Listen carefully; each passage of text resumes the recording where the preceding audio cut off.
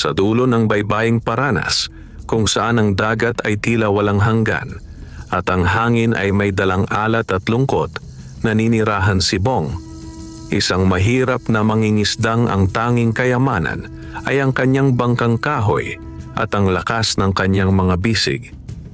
Bata pa lamang siya ay sanay na sa hampas ng alon at sa pait ng pagkatalo kapag walang huli. Ngunit kahit ganoon, hindi kailanman nagreklamo si Bong sa kapalaran. Tahimik niyang tinanggap ang bawat araw bilang isang pagsubok na kailangang lampasan. Isang hapon, habang ang langit ay nagiging kulay kahel at ang araw ay dahan-dahang lumulubog sa likod ng kabundukan, naglayag si Bong sa mas malayong bahagi ng dagat kaysa sa dati. Umaasa siyang doon sa lalim na bihirang puntahan ng ibang mangingisda ay makakahuli siya ng sapat upang may pakain sa kanyang sarili at sa matandang inang naghihintay sa kanilang maliit na kubo sa gilid ng dalampasigan. Ngunit hindi inaasahan ni Bong ang biglang pagbabago ng panahon. Sa gitna ng kanyang pangingisda, dumilim ang kalangitan. Ang hangin ay lumakas at ang mga alon ay tila nagngingit-ngit sa galit. Sinubukan niyang bumalik sa pampang, ngunit ang bangka ay tinangay ng malakas na agos. Sa bawat sagwa niya, lalo lamang siyang inilalayo ng dagat sa landas na kanyang kilala. Hanggang sa tuluyan siyang mawalan ng direksyon. Magdamag siyang inanod, ang katawan ay pagod na pagod. Ang lalamunan ay tuyong-tuyo sa uhaw. Sa dilim ng gabi, tanging ang tunog ng alon at ang mahinang langit-ngit ng bangka ang kanyang kasama. Nananalangin siya sa may kapal na sana'y makita pa niyang muli ang liwanag ng umaga. Nang sumikat ang araw, nakita ni Bong ang isang kakaibang tanawin.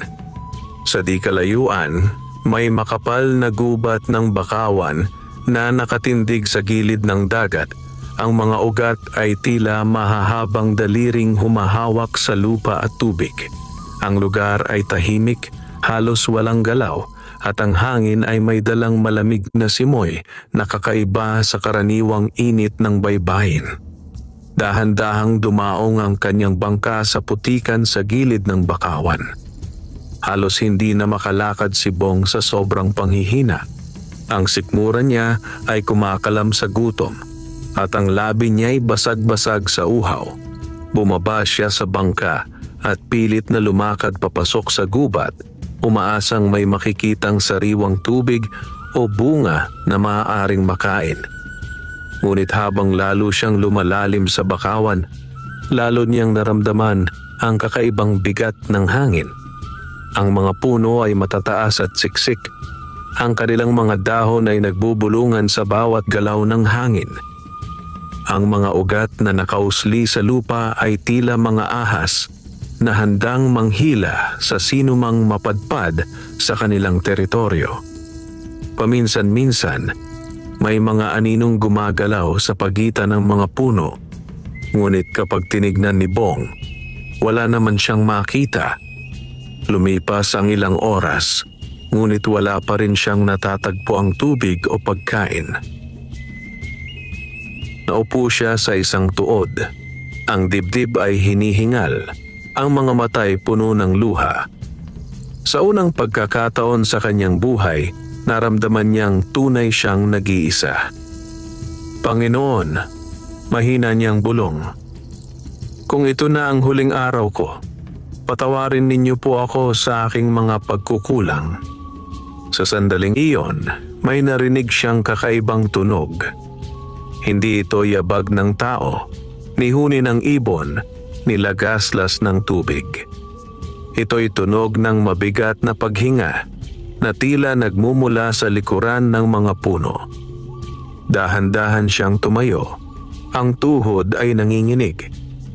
Sa pagitan ng makakapal na ugat at dahon, may isang aninong mas malaki kaysa sa karaniwan. Unti-unti itong lumapit at sa bawat hakbang nito, tila lumulubog ang lupa. hanggang sa tuluyang lumitaw ang nilalang sa harap niya. Isang tikbalang. Matangkad ito, halos abot ang mga sanga ng bakawan. Ang ulo ay anyong kabayo, ang mga matay kulay dilaw na tila nagliliwanag sa dilim ng gubat. Ang katawan nito ay parang sa tao, ngunit mas matipuno, mas matikas, at ang mga paa ay tila bakal na nakabaon sa putik. Nanlaki ang mga mata ni Bong sa takot. Hindi siya makasigaw, hindi siya makatakbo. Tila pinako siya sa kinatatayuan. Tahimik na pinagmasdan ng tikbalang ang nanginginig na mangingisda. Sa halip na galit, may kakaibang lungkot sa mga mata ng nilalang. Lumapit ito ng dahan-dahan at sa tinig na mababa ngunit malinaw, nagsalita. "Bakit ka napadpad sa aking gubat, anak ng dagat?" Napatulo ang luha ni Bong. Sa nanginginig na tinig, isinalaysay niya ang kanyang sinapit, ang bagyo, ang pagkaligaw, ang gutom at uhaw, at ang takot na baka hindi na siya makabalik sa kanyang ina. Tahimik na nakinig ang tikbalang. Nang matapos si Bong, saglit na nanahimik ang nilalang bago marahang nagsalita. "Matagal nang walang taong dumaraan dito na may pusong tulad ng iyo," wika nito. "Ang gubat na ito ay hindi para sa masasama, ngunit ikaw ay dinala rito ng tadhana." Pagkatapos ay iniunat ng tikbalang ang kanyang kamay at itinuro ang isang bahagi ng gubat. "May isang bukal sa loob ng bakawan," sabi nito. "Doon ka makakainom at makakapahinga. Ngunit tandaan mo, Bong, ang pagpasok sa aking kaharian ay may kapalit." Hindi na nagtanong si Bong. Sa pagod at uhaw, sumunod siya sa tikbalang. Hindi alam na ang araw na iyon ang magiging simula ng isang mahiwagang kapalaran. Isang kapalarang mag-uugnay sa isang mahirap na mangingisda at sa bantay ng gubat ng bakawan sa dagat. At sa katahimikan ng mga puno, nagsimulang magbukas ang isang lihim na matagal nang nakatago sa pagitan ng tao at ng mundo ng mga nilalang. Tahimik na sumunod si Bong sa tikbalang habang sila'y lumalalim sa gubat ng bakawan. Ang mga ugat na dating tila mga ahas ay ngayon ay wari bang nagbubukas ng daan para sa kanila. Sa bawat hakbang, naririnig ni Bong ang lagaslas ng putik at ang banayad na pagaspas ng hangin sa pagitan ng mga dahon. Ang takot sa kanyang dibdib ay hindi pa rin nawawala, ngunit unti-unting napapalitan ito ng pag-asa.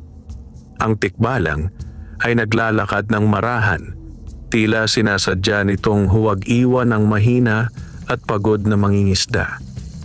Paminsan-minsan ay lumilingon ito upang tiyaking nakasusunod si Bong. Wala itong hawak na sandata at ang mga galaw nito ay walang bakas ng galit o pagbabanta. Hindi nagtagal, narinig ni Bong ang tunog ng umaagos na tubig. Sa gitna ng makakapal na bakawan, bumungad sa kanila ang isang maliit na liwasan. Sa gitna nito ay may malinaw na bukal na umaapaw sa isang munting lawa. Ang tubig ay tila kristal na salamin at sa ibabaw nito ay sumasalamin ang liwanag ng araw na sumisilip sa pagitan ng mga dahon. Napatigil si Bong sa pagkamangha. "Uminom ka," mahinahong wika ng tikbalang. Halos gumapang si Bong papunta sa bukal. Lumuhod siya sa tabi ng malinaw na tubig at nagmadaling sumalok gamit ang kanyang mga kamay. Sa unang lagok, parang nabuhay muli ang kanyang katawan. Ang init sa kanyang dibdib ay napalitan ng ginhawa at ang panlalabo ng kanyang paningin ay unti-unting nawala. Uminom siya ng uminom hanggang sa mapawi ang kanyang uhaw. Pagkatapos ay napansin niya ang ilang punong may mga bungang kulay dilaw at pula sa gilid ng liwasan. Lumapit siya at marahang pumitas ng isa. Nang matikman niya ang bunga, ito'y matamis at malinamnam. at agad niyang naramdaman ang lakas na bumabalik sa kanyang mga bisig. Naupo siya sa damuhan. Ang dibdib ay hindi na gaanong mabigat. Sa unang pagkakataon mula nang dumating siya sa gubat, nakahinga siya ng maluwag. Tahimik na pinagmasdan ng tikbalang ang mangingisda. Umupo ito sa isang malaking ugat ng bakawan. Ang mga matay nakapako kay Bong na tila sinusukat ang laman ng kanyang puso. "Salamat po." Mahina ngunit taos pusong sabi ni Bong. "Kung hindi dahil sa inyo, baka wala na po ako ngayon." Bahagyang tumango ang tikbalang. "Marami na akong natulungan na tulad mo," sagot nito. "Ngunit marami rin akong pinalayas at pinarusahan." Nang marinig iyon, muling kinabahan si Bong. "Hindi po ako masamang tao," mabilis niyang sabi. "Isang hamak lang pong mangingisda na gustong mabuhay ng marangal." "Alam ko," tugon ng tikbalang. "Iyan ang dahilan kung bakit ka naririto." Tumahimik sila sandali. Tanging ang huni ng mga ibon at ang lagaslas ng bukal ang maririnig. Pagkaraan, muling nagsalita ang tikbalang. "Ako ang tagapagbantay ng gubat na ito," wika nito. "Sa loob ng maraming siglo, ako ang nag-iingat sa bakawan laban sa mga taong sumisira sa kalikasan, mga nagpuputol ng puno ng walang awa, mga nangingisda gamit ang lason at dinamita, at mga taong sakim sa yaman ng dagat." Nang marinig iyon, napayuko si Bong. "Hindi po ako ganoon," sabi niya. "Kung minsan, kaunti lang ang huli ko, pero hindi ko po kailanman sinira ang dagat." "Alam ko," ulit ng tikbalang. "Ang iyong mga kamay ay malinis at ang iyong puso ay payapa." Pagkatapos ay tumayo ang tikbalang at lumapit sa bukal. Kumuha ito ng kaunting tubig at ibinuhos sa isang malaking dahon. Pagkatapos ay iniabot ito kay Bong.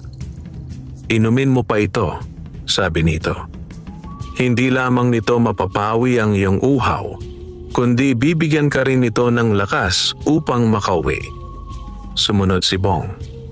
Pagkatapos niyang uminom, nakaramdam siya ng kakaibang init na dumaloy sa kanyang buong katawan. Ang pagod sa kanyang mga kalamnan ay tila naglaho at ang kanyang isipan ay luminaw. Tila mas magaan na po ang pakiramdam ko," wika niya. "Dahil ang tubig na iyan ay hindi pangkaraniwan," paliwanag ng tikbalang. "Ito ang bukal na binabantayan ko. Ang sinumang uminom nito ng may mabuting hangarin ay pinagpapala ng lakas at gabay." Saglit na tumahimik ang nilalang bago muling nagsalita sa mas mababang tinig. "Ngunit may isang bagay kang dapat malaman, Bong." Nag-angat ng tingin ang mangingisda. "Hindi lahat ng napapadpad sa gubat na ito ay nakakauwi," wika ng tikbalang. "May mga tao na nananatili rito magpakailanman bilang kabayaran sa kanilang kasakiman at kasamaan." Nanlamig ang likod ni Bong. "Hindi po ba ako makakauwi?" tanong niya, halos pabulong. "Makakauwi ka," sagot ng tikbalang. "Ngunit bago yun, kailangan mong tulungan ang aking kaharian." Napakunot ang noo ni Bong. "Ako po? Ano po bang magagawa ng isang simpleng mangingisda?" Ngumiti ang tikbalang, isang ngiting kakaiba sa anyo nitong kalahating tao at kalahating kabayo, ngunit puno ng hiwaga. Sa gabi ng susunod na kabilugan ng buwan, wika nito, may darating na mga tao sa bakawan. Hindi sila mangingisda, hindi sila mangangalakal. Sila'y mga magnanakaw ng kalikasan. At sa sandaling iyon, naramdaman ni Bong na ang kanyang pagkapadpad sa gubat ay hindi aksidente. Ito'y simula ng isang tungkuling hindi niya kailanman inakala na kakaharapin. Nang bumaba ang dilim sa gubat ng bakawan, tila nagbago ang anyo ng buong paligid. Ang liwanag ng araw ay napalitan ng maputlang sinag ng buwan na sumisilip sa pagitan ng mga dahon. Ang hangin ay naging malamig at ang dating tahimik na gubat ay napuno ng mga bulong na tila nagmumula sa bawat puno at ugat. Nakaupo si Bong sa tabi ng bukal. Hawak ang isang dahong ginawang sisidlan ng tubig. Sa kabila ng lakas na ibinigay sa kanya ng mahiwagang bukal, hindi pa rin matahimik ang kanyang isipan. Ang sinabi ng tikbalang tungkol sa mga darating na magnanakaw ay patuloy na umuukit sa kanyang dibdib. "Bakit po ako ang pinili ninyo?" tanong niya sa tikbalang na nakatayo sa lilim ng isang malaking puno. "Hindi po ako mandirigma. Hindi po ako marunong lumaban." "Hindi kita pinili dahil sa lakas ng iyong katawan," sagot ng tikbalang. "Pinili kita dahil sa lakas ng iyong loob." Lumapit ito at umupo sa tapat niya.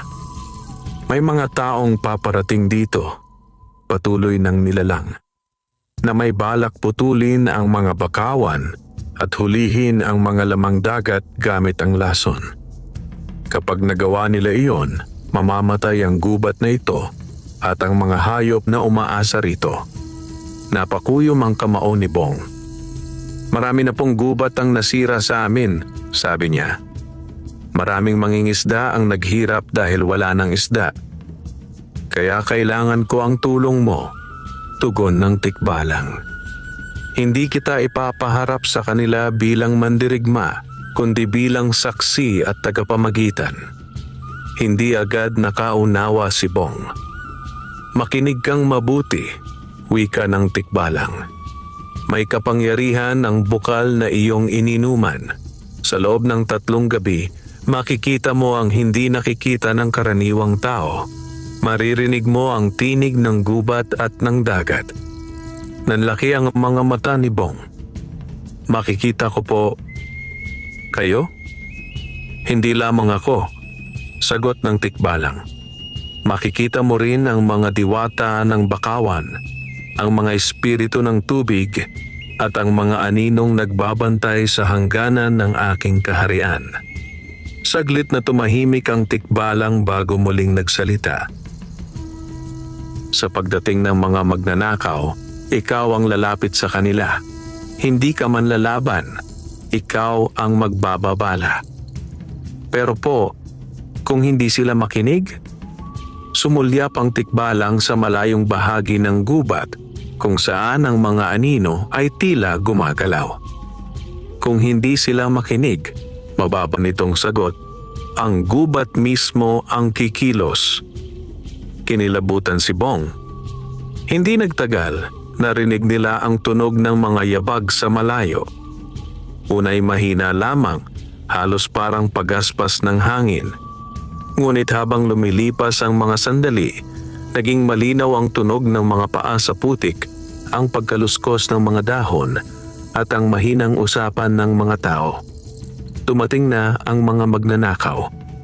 Mula sa likod ng isang makapal na puno, sumilip si Bong. 3 lalaki ang kanyang nakita. May daladalang palakol, sako at ilang bote na puno ng maputing likido.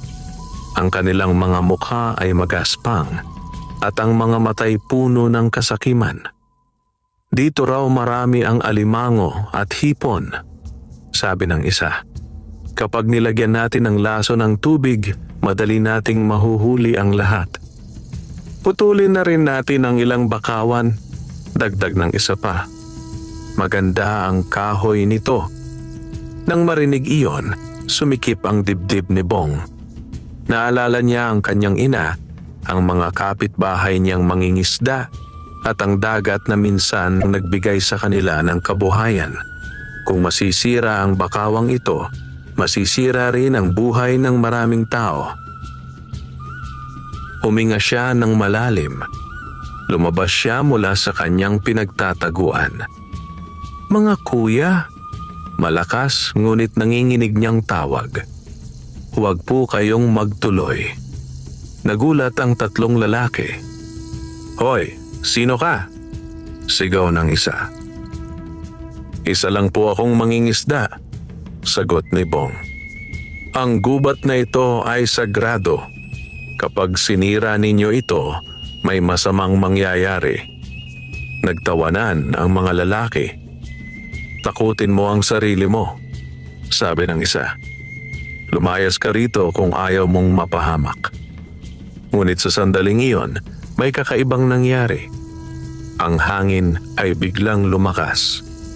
Ang mga dahon ay nagsimulang mag-ingay at ang tubig sa paligid ay tila kumulo. Sa paningin ni Bong, unti-unting lumitaw ang mga nilalang na dati hindi niya nakikita. Mga aninong may hugis tao sa pagitan ng mga puno at mga kumikislap na liwanag sa ibabaw ng tubig. Nanginginig na napaatras ang mga magnanakaw. "Ano yan?" bulalas ng isa. Sa likod ni Bong, marahang lumitaw ang tikbalang. Ang anyo'y mas matayog at mas makapangyarihan kaysa dati. "Lumisan kayo," malalim na tinig ng nilalang. "Ito ay lupa at tubig na hindi ninyo pag-aari." Napahiyaw ang mga lalaki sa takot. Iniwan nila ang kanilang mga palakol at bote at nagtatakbong palabas ng gubat, hindi na lumingon pa. Nang tuluyang mawala ang mga magnanakaw, muling bumalik sa katahimikan ang bakawan. Lumuhod si Bong sa putik, ang dibdib ay humihingal. "Salamat po," bulong niya. Ngunit sa halip na ginhawa, may biglang lungkot sa mukha ng tikbalang. "Hindi pa tapos ang iyong tungkulin, Bong?" wika nito. "Ang mga taong iyon ay hindi kikilos ng mag-isa. May isang pinuno silang mas makapangyarihan at mas sakim." Nagangat ng tingin si Bong, ang puso'y muling bumibigat. Sa pagdating ng susunod na gabi, patuloy ng tikbalang, "Kailangan mong harapin ang tunay na dahilan kung bakit ka dinala rito." At sa ilalim ng malamlam na liwanag ng buwan, nagsimulang umikot ang kapalaran ni Bong sa mas mabigat na pagsubok. Muling lumubog ang araw sa likod ng dagat at ang langit sa ibabaw ng gubat ng bakawan ay tinabingan ng makapal na ulap. Tahimik na nakaupo si Bong sa tabi ng bukal, hawak ang isang patpat na ibinigay sa kanya ng tikbalang. Hindi ito panglaban, kundi tanda raw ng kanyang pagiging panauhin sa kaharian ng mga nilalang. Magdamag siyang hindi halos nakatulog. Sa bawat pag-ugong ng hangin at paglagaslas ng tubig, iniisip niyang baka dumating na ang sinasabing pinuno ng mga magnanakaw. Ngunit sa kabila ng kanyang takot, nanatili siya. Hindi niya kayang talikuran ang gubat na nagbigay sa kanya ng buhay. Sa kalagitnaan ng gabi, may kakaibang liwanag na sumilay sa malayong bahagi ng bakawan. Hindi ito liwanag ng buwan. Ito'y pulang-pula, tila apoy na gumagapang sa pagitan ng mga puno. Tumayo ang tikbalang sa tabi ni Bong, ang tindig ay matatag. "Dumarating na siya," wika nito. Naramdaman ni Bong ang biglang panlamig ng paligid. Ang hangin ay tila huminto sa paggalaw at ang mga kuliglig ay biglang tumahimik. Mula sa dilim, unti-unting lumitaw ang isang lalaki. Matangkad siya, balingkinitan, at ang kanyang suot ay itim na kasuotan na tila hinabi mula sa anino. Sa kanyang mga mata ay may mapulang liwanag at sa kanyang likuran ay tila may usok na sumusunod sa bawat hakbang. Sa kanyang kamay, may hawak siyang tungkod na yari sa tuyong kahoy ng bakawan, ngunit sa dulo nito'y may batong itim na kumikislap sa kakaibang apoy. "Ito ba ang lugar na pinoprotektahan mo? Bantay ng bakawan?" Malamig na tinig ng lalaki. "Lumayas ka," mariing tugon ng tikbalang. "Hindi mo saklaw ang lupaing ito." Ngumiti ang lalaki. "Ako si Darak, ang pinuno ng mga naghahanap ng kayamanan sa dagat at gubat," sabi niya. Ang mga bakawan na ito ay sagana sa yaman. Hindi mo ako mapipigilan. Lumapit siya ng ilang hakbang at sa bawat paglapit niya ay tila nalalanta ang mga dahon sa kanyang dinaanan. Napatras si Bong sa takot. Isang hamak na tikbalang at isang gutom na mangingisda ang hahadlang sa akin? Patuloy ni Darak. Nakakatawa. Sumagot ang tikbalang sa mas mababang tinig. Hindi ka namin kaaway dahil sa iyong yaman, kundi dahil sa iyong kasakiman. Biglang itinaas ni Darak ang kanyang tungkod. Mula sa lupa, umangat ang maiitim na anino na tila mga ahas na gumagapang patungo sa tikbalang. Ngunit sa isang iglap, tinapakan ng tikbalang ang lupa at ang mga ugat ng bakawan ay gumalaw, humawak sa mga anino at unti-unting nilamon ang mga ito. Napamulagat si Bong. Hindi niya akalaing ang gubat mismo ay kakampi nila. Ngunit hindi natinag si Darak. Sa halip, ngumiti siya ng mas malaki. Mas malakas ka nga kaysa sa inaasahan ko, wika niya. Ngunit hindi ka nag-iisa sa laban na ito. Sa kanyang likuran, biglang lumitaw ang ilang figura. Mga lalaking ang mga matay walang buhay, ang balat ay maputla, at ang mga galaw ay tila pinapatakbo ng ibang lakas. Mga alagad ko, sabi ni Darak.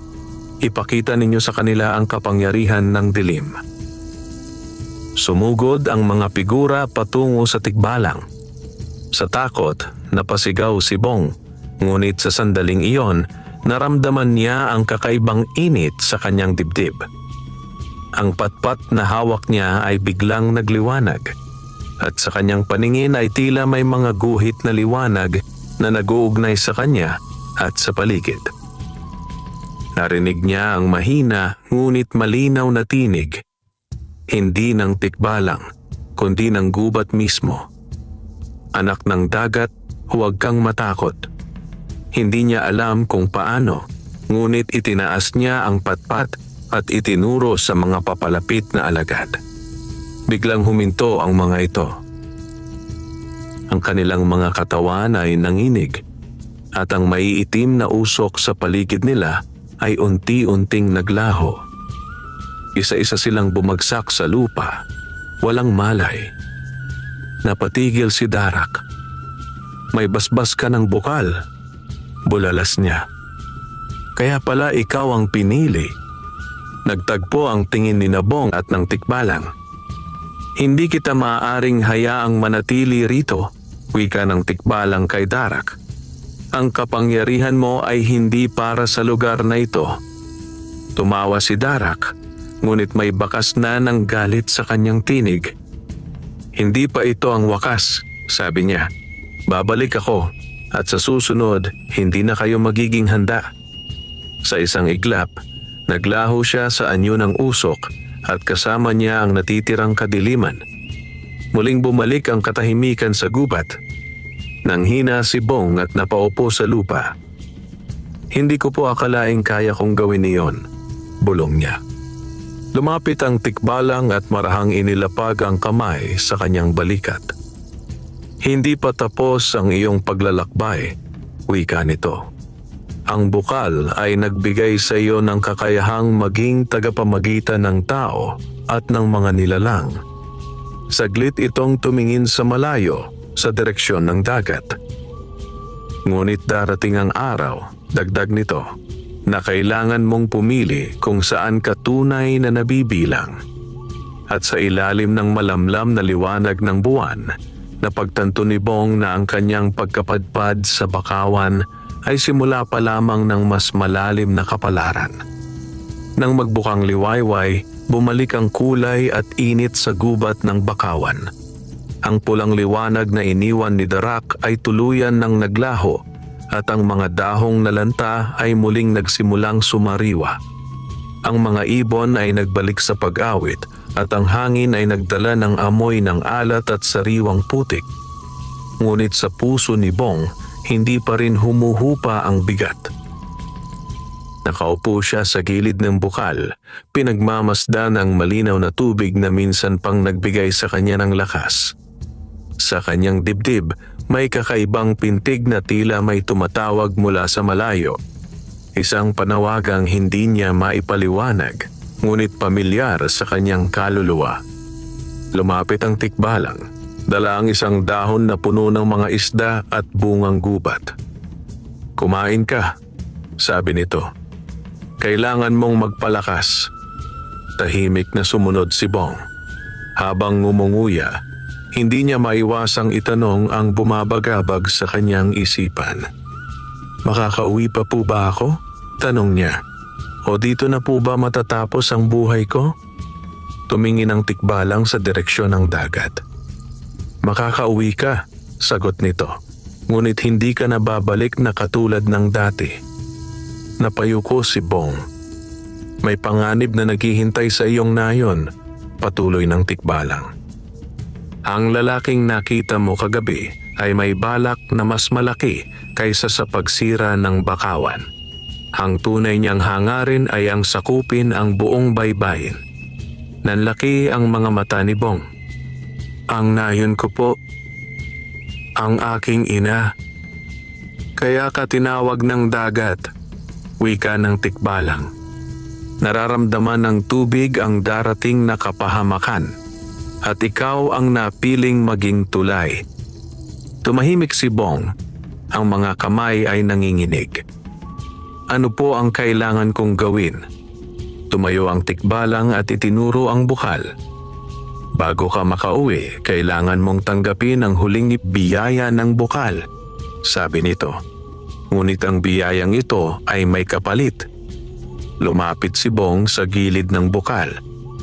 "Ano po ang kapalit?" "Kapag tinanggap mo ito," paliwanag ng tikbalang, "magiging bukas ang iyong mga mata sa dalawang mundo, sa mundo ng tao at sa mundo ng mga nilalang. Makikita mo ang mga lihim na hindi dapat makita ng karaniwang tao at maririnig mo ang mga panawagan na hindi nila naririnig." Saglit itong huminto. "Ngunit kapalit nito, hindi ka na kailanman magiging ganap na payapa. Habang buhay mong dadalhin ang bigat ng dalawang daigdig." Napapikit si Bong. Naalala niya ang kanyang payak na buhay, ang paglalayag tuwing madaling araw, ang tahimik na hapunan kasama ang kanyang ina, ang simpleng ligaya sa bawat munting huli. Ngunit naalala rin niya ang mga magnanakaw, si Darak, at ang panganib na maaaring dumating sa kanilang baybayin. Kung babalik siya ng walang gagawin, baka masira ang lahat. "Tatanggapin ko po," marinyang sabi. Bahagyang ngumiti ang tikbalang. Lumuhod si Bong sa tabi ng bukal. Marahang ibinuhos ng tikbalang ang malinaw na tubig sa kanyang mga kamay at iniutos na ipikit niya ang mga mata at uminom. Sa sandaling lumapat ang tubig sa kanyang labi, nakaramdam siya ng matinding init at lamig na sabay na dumaloy sa kanyang katawan. Ang kanyang paningin ay napuno ng liwanag at sa kanyang isipan ay may mga larawan na biglang sumulpot. Ang dagat na nagngangalit, ang mga bakawan na nasusunog, ang isang aninong nakatayo sa ibabaw ng bangin. Napatigil siya sa paghinga. Nang muling magmulat ng mata si Bong, nagbago ang kanyang paningin. Sa paligid niya, may mga munting liwanag na gumagalaw sa hangin, mga espiritu ng bakawan. Sa ibabaw ng bukal, may anyong babaeng yari sa tubig na ngumiti sa kanya bago muling maglaho. "Ngayon," wika ng tikbalang, "isa ka na sa mga tagapamagitan." Tumayo ito at kinuha ang isang munting agimat na yari sa kabibe at pilak. "Ito ang magbabantay sa iyo," sabi nito habang isinasabit sa leg ni Bong ang agimat. "Kapag ikaw ay nasa panganib, maririnig mo ang tawag ng dagat." Tahimik na tumango si Bong. Ang dibdib ay puno ng halo-halong takot at tapang. "Paano po ako makakauwi?" Itinuro ng tikbalang ang isang makitid na daan sa pagitan ng mga ugat. Sa dulo ng landas na iyan, makikita mo ang iyong bangka, sabi nito. Ngunit tandaan mo, Bong, hindi pa tapos ang laban. Nagpaalam si Bong sa bukal at sa gubat. Habang siya ay naglalakad palabas ng bakawan, naramdaman niyang may matang nagbabantay sa kanya, hindi bilang kaaway, kundi bilang mga kakampi. Nang makita niya muli ang kanyang bangka sa gilid ng dagat, napaluha siya sa tuwa. Ngunit sa paglingon niya sa malayo, sa ibabaw ng alon, nakita niya ang isang aninong matangkad na tila nakatayo sa ulap.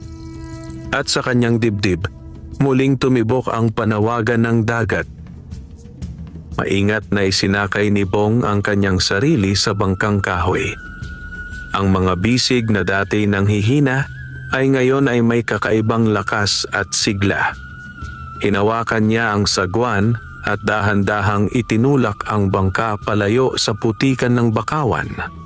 Habang siya'y lumalayag, napansin niyang ang tubig sa paligid niya ay tila mas malinaw kaysa dati, at ang bawat galaw ng alon ay parang may sariling tibok at hininga.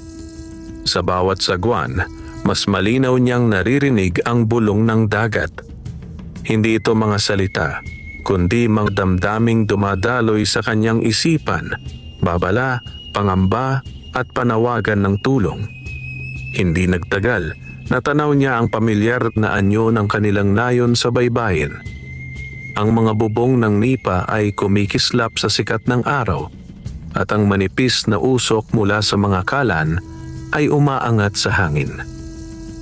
Ngunit sa kabila ng katahimikan, may kakaibang bigat sa paligid na parang may lihim na panganib na nagkukubli sa likod ng araw. Pagdaong niya sa pampang, sinalubong siya ng ilang mangingisda. Bong! Sigaw ng isa. Akala namin ay nalunod ka na. 3 araw ka naming hinanap, sabi ng isa pa. Ang nanay mo'y halos hindi na kumakain sa kakaiyak. Napayuko si Bong. Pasensya na po, sabi niya. Tinangay ako ng bagyo. Hindi niya binanggit ang tungkol sa tikbalang, sa bukal, at sa mga nilalang na kanyang nakita. Alam niyang hindi pa panahon upang sabihin ang mga iyon.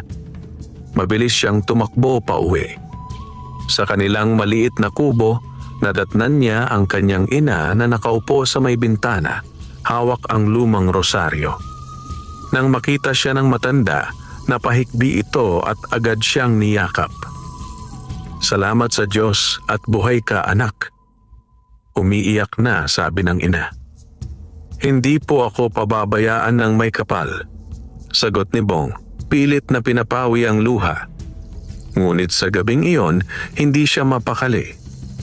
Habang nakahiga siya sa banig, naririnig niya ang malalakas na hampas ng alon sa dalampasigan, at sa bawat hampas ay may kasamang kakaibang bulong.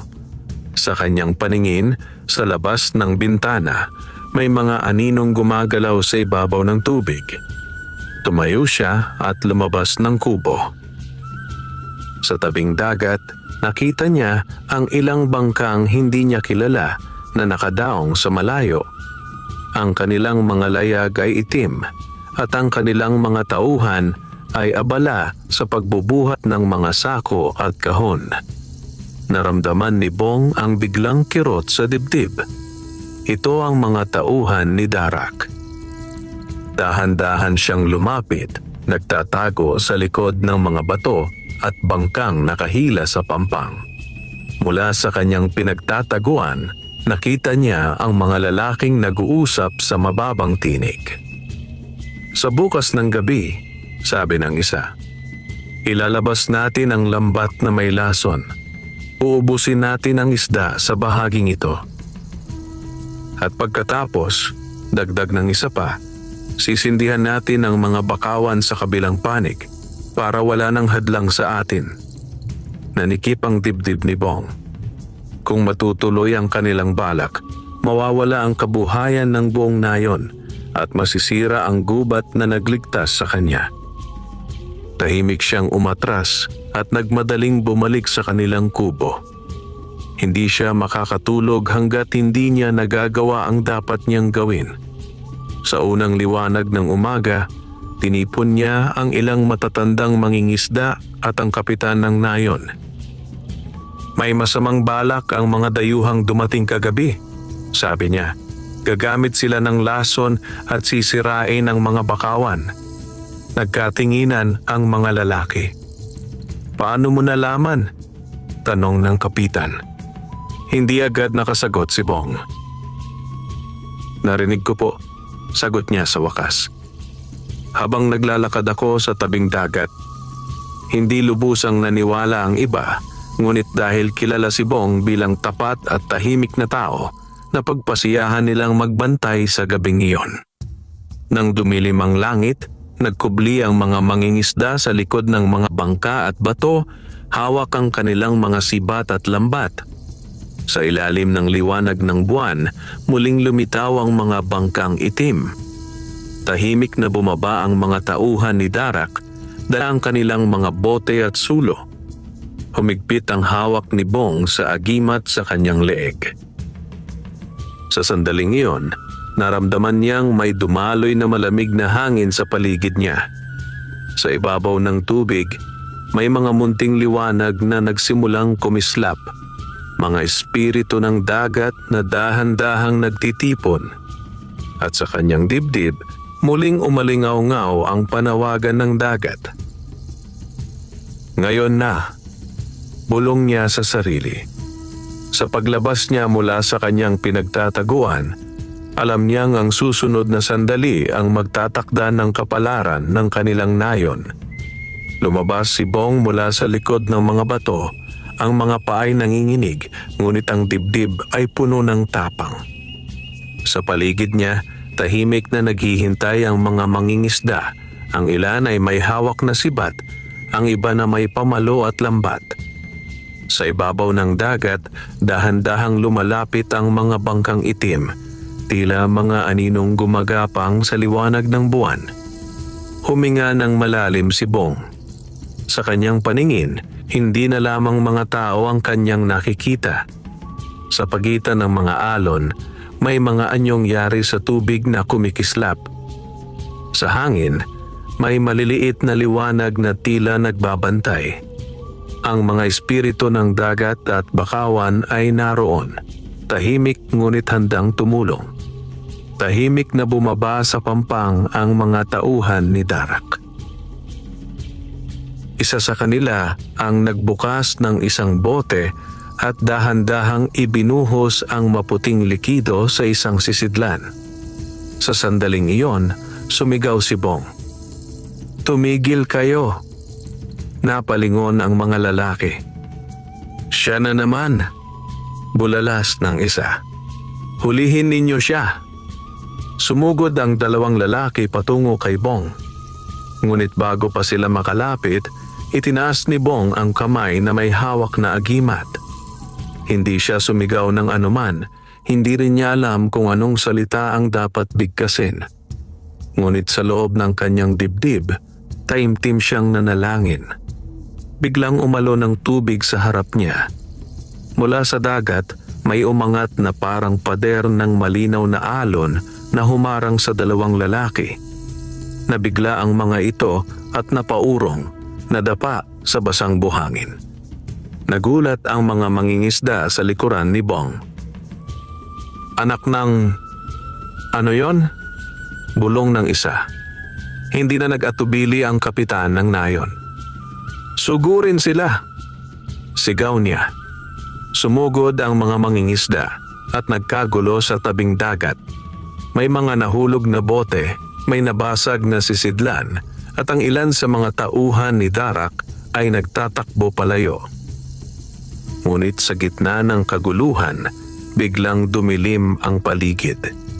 Ang hangin ay naging mabigat at ang liwanag ng buwan ay tila tinakpan ng ulap. Mula sa gitna ng dagat, unti-unting umangat ang isang aninong mas malaki kaysa sa mga alon. napatigil ang lahat. Sa ibabaw ng tubig, lumitaw ang anyo ni Darak. Ngayon ay mas malakas ang kanyang anyo.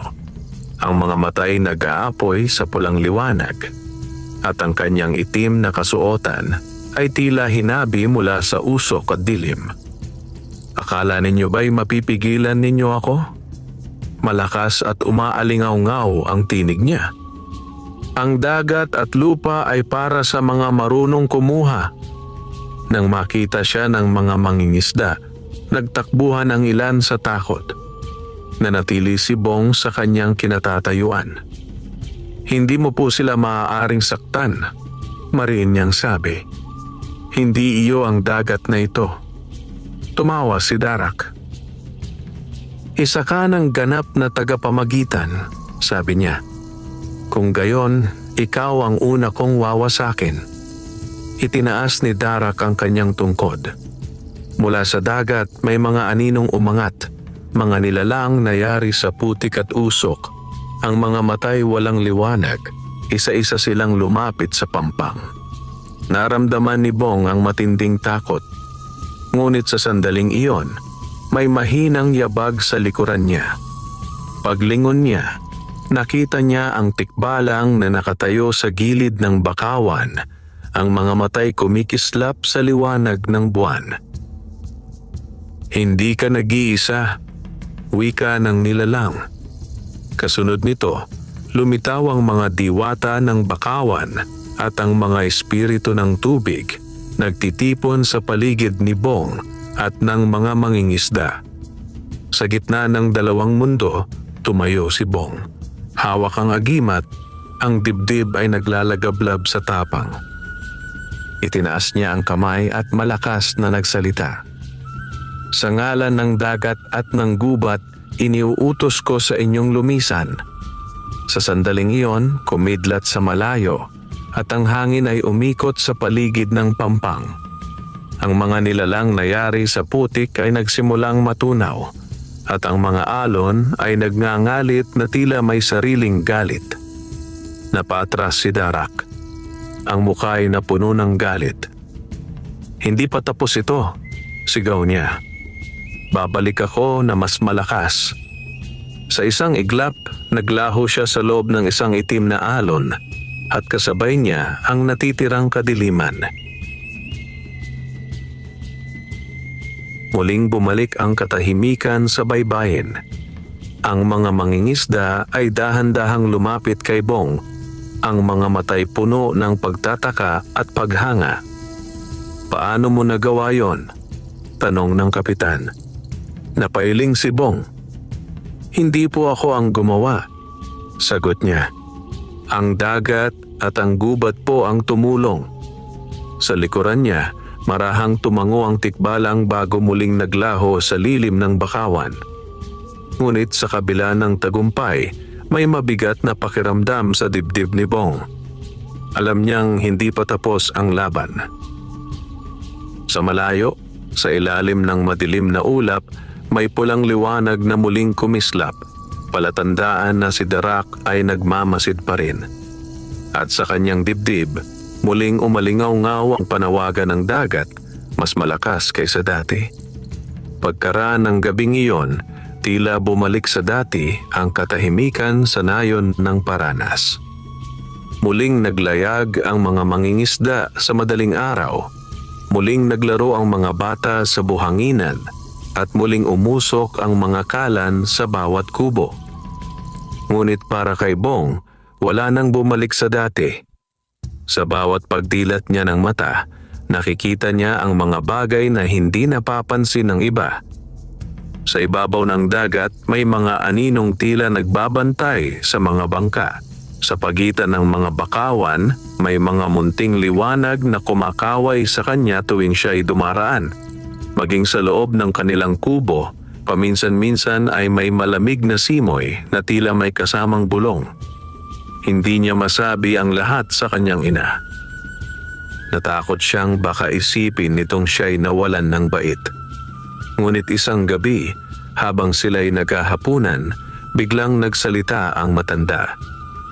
Anak, mahinang sabi nito, simula nang bumalik ka mula sa dagat, parang may kakaiba sa iyo.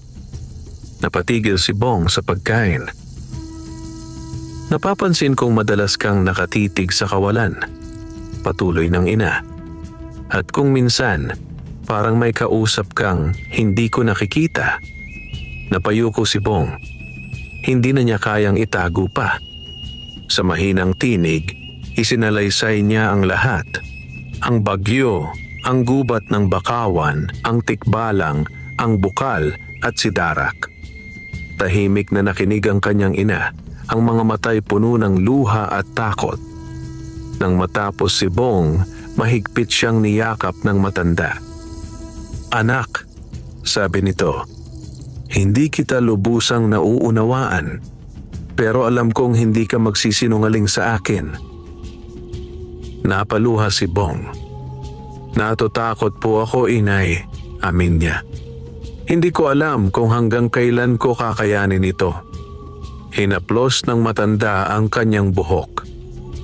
"Kung iyan ang itinakda sa iyo ng may kapal," wika nito, "hindi kanya pababayaan."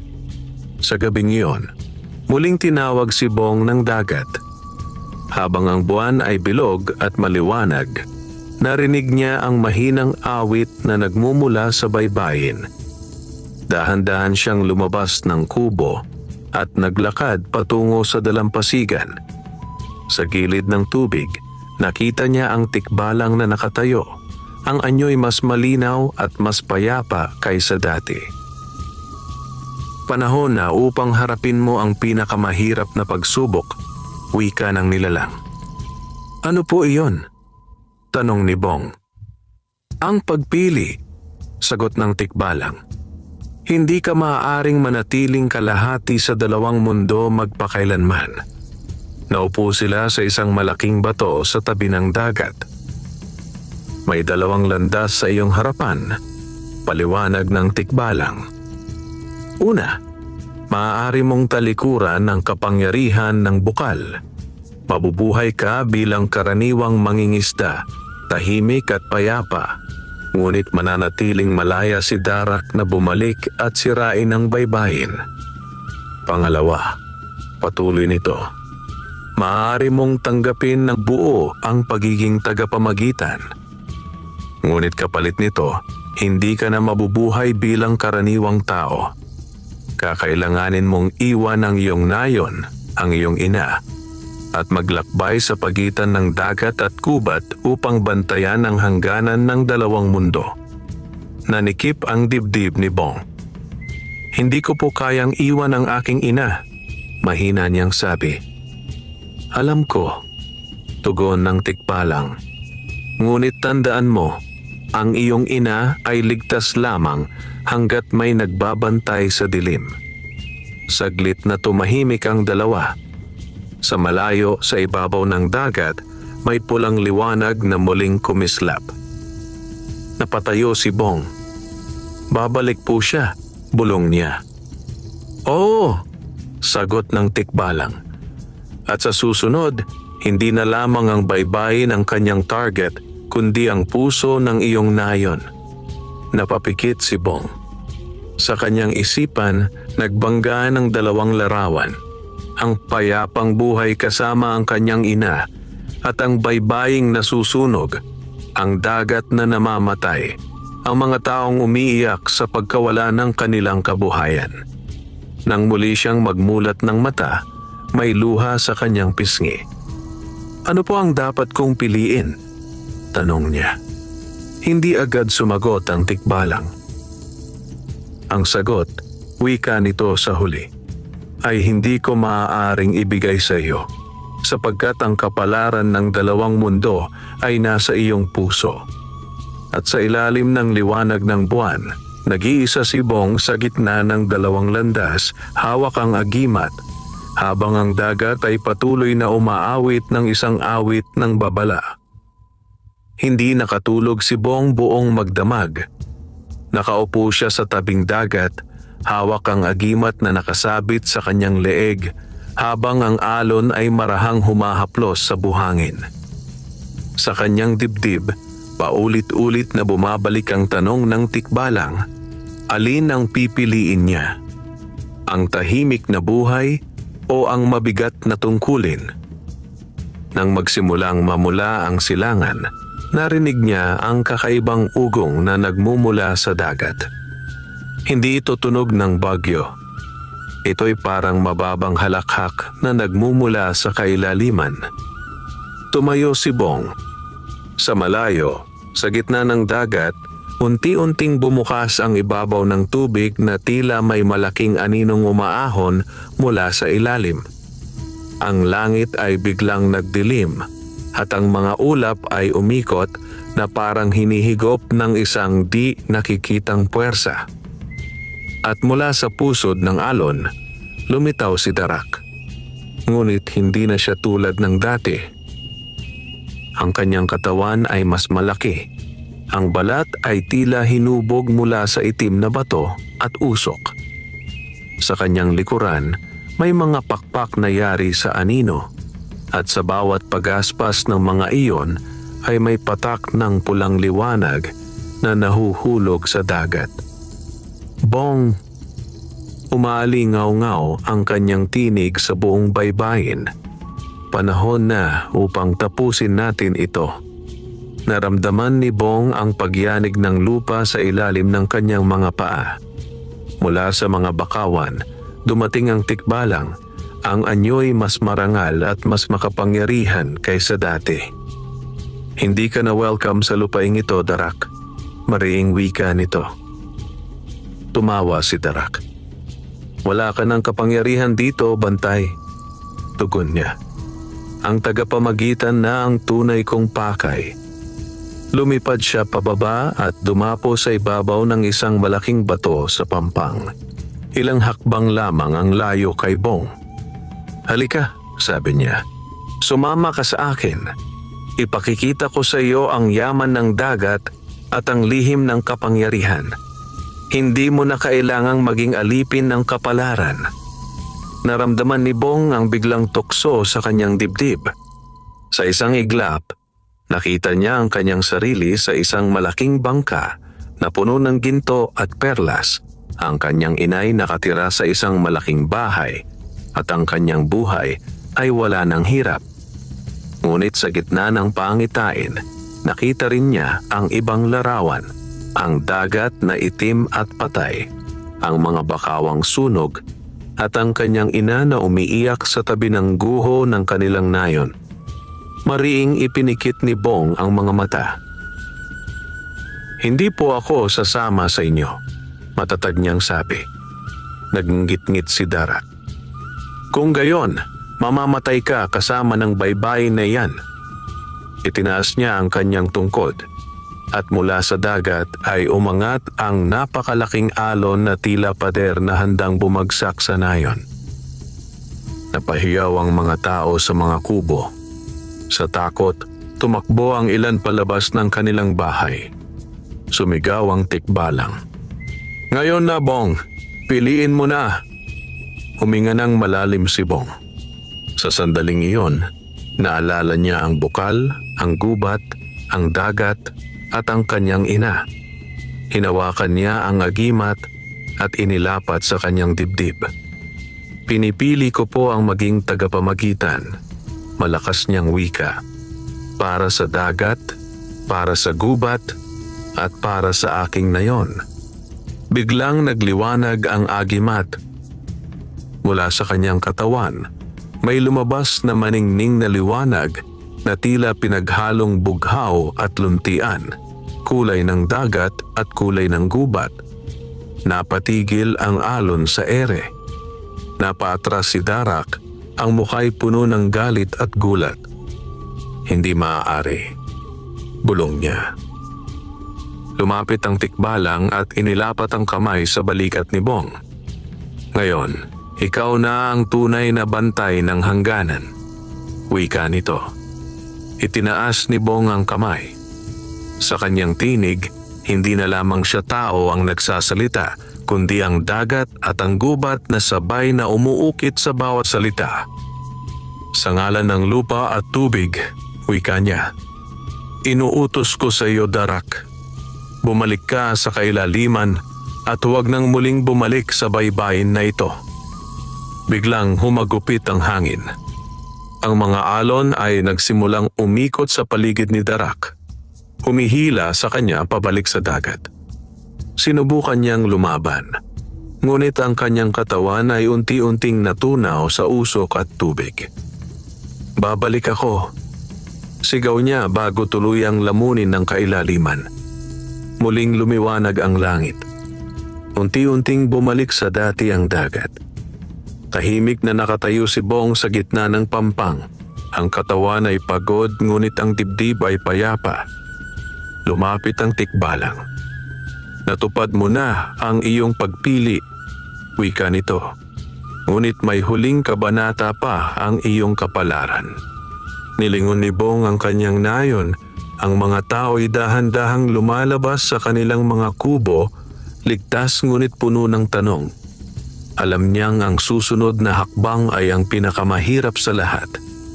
Ang magpaalam. Dahan-dahang sumikat ang araw sa ibabaw ng baybayin ng Paranas. Ang liwanag nito ay humaplos sa tahimik na dagat na tila bagong silang matapos ang matinding laban. Ang mga alon ay banayad na muli at ang hangin ay may dalang amoy ng sariwang simula. Sa gitna ng pampang, nakatayo si Bong. Ang agimat ay patuloy na kumikislap sa kanyang dibdib bago tuluyang humupa ang liwanag. Sa likuran niya, unti-unting nagtitipon ang mga tao sa nayon. Ang kapitan, ang mga mangingisda at maging ang mga bata ay tahimik na nakatingin sa kanya. May halong takot, pagkamangha at pasasalamat sa kanilang mga mata. Lumapit ang kapitan. Bong, mahinang sabi nito, kung hindi dahil sa iyo, baka wala na ang aming nayon. Ngumiti si Bong, ngunit sa kanyang mga matay may lungkot. Hindi po ako ang may gawa, sagot niya. Ang dagat at ang gubat po ang tunay na nagligtas sa atin. Sa gilid ng mga bakawan, tahimik na nakatayo ang tikbalang, nakamasid sa tagpong iyon. Alam ni Bong na dumating na ang oras. Hinahanap ng kanyang mga mata ang isang muka. At nang makita niya ang kanyang ina na papalapit, ang luha sa kanyang mga mata ay hindi na niya napigilan. Inay, mahigpit siyang niyakap ng matanda. Anak, umiiyak na sabi nito. Alam kong may malaking dahilan kung bakit ka nanatiling buhay. Pero pakiramdam ko, may kukunin na sa akin ang tadhana. Napayuko si Bong. Mahina niyang hinawakan ang kamay ng kanyang ina. Inay, nanginginig niyang sabi, may tungkulin po akong kailangang gampanan. Hindi lamang para sa ating nayon, kundi para sa buong dagat at gubat. Nanlaki ang mga mata ng matanda. Aalis ka ba, anak? Tumango si Bong. Hindi ko po alam kung kailan ako makakabalik o kung makakabalik pa po ako. Napahikbi ang kanyang ina at mahigpit siyang niyakap. Basta't alam mong saan ka man dalhin ng tadhana, wika nito. Dito ka pa rin may uuwian sa puso ko. Lumuhod si Bong at hinalikan ang kamay ng kanyang ina. Salamat po sa lahat, inay. Bulong niya. Hindi ko po kayo makakalimutan. Tumayo siya at humarap sa mga tao ng nayon. Mga kababayan, wika niya. Huwag po ninyong kalilimutan na ang dagat at ang gubat ay hindi natin pag-aari. Tayo po ay tagapangalaga lamang.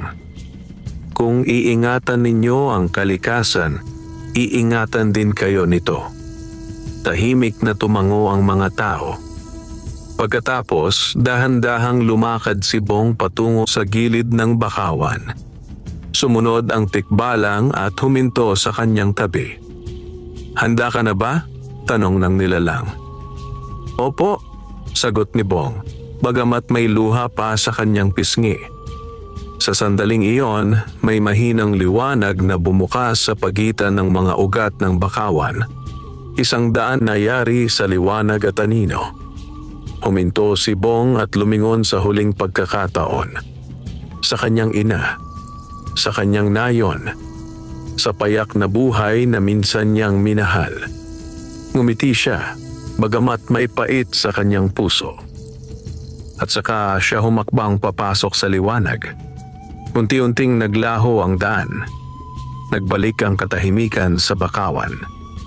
Ngunit mula noon, tuwing may bagyong paparating, tuwing may taong magtatangkang sirain ang Bakawan o lasunin ng dagat, may mga mangingisdang nagsasabing may nakikita silang anyo ng isang binatang nakatayo sa ibabaw ng alon.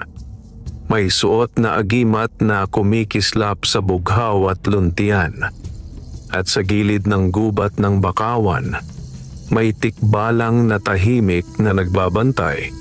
Alam na ang tagapamagitan ay hindi na isang hamak na mangingisda, kundi ang bagong bantay ng hangganan ng dagat at gubat. Wakas,